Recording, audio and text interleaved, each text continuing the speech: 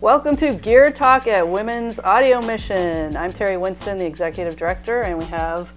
I am Laura Dean. I am a staff engineer at the studio here. And we're going to talk about some new gear that's come into the studio. And we're really excited about Radial Engineering's Workhorse Powerhouse that came in yesterday. Did you even get a chance to look at it? Yeah, I saw it. I was really excited. It's super awesome because it's 10 spaces of 500 series, and maybe we should talk about what 500 series is all about.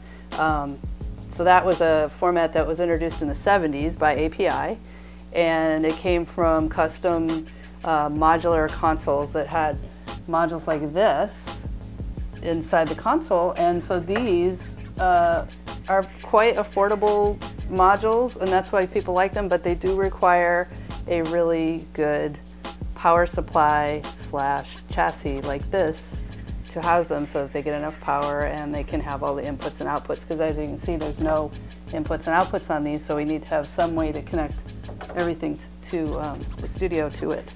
Does the fact that they're like small make them like more affordable than getting like a one space like channel strip or something? Like, is that part of the benefit? Yeah, because you don't have to pay for the connections.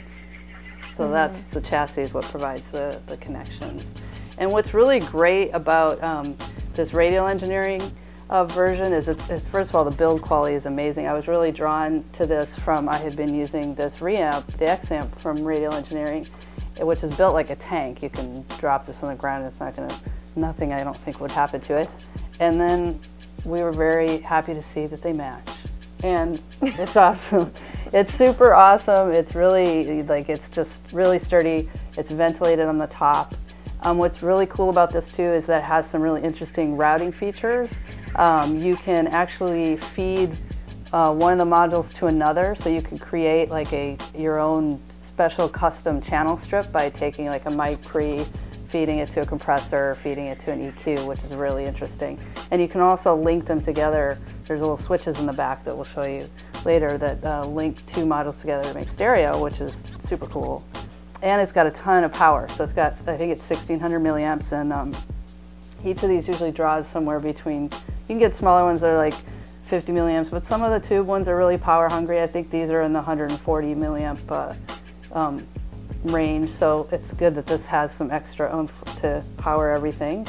And it's just a really great way to keep all of your 500 series modules together in one space in the rack. So we were really excited. We ran out of space in our lunchbox, so we're really happy to have this new addition to our family at Women's Audio Mission. Very exciting. 10! 10 spaces! We love it! It's amazing.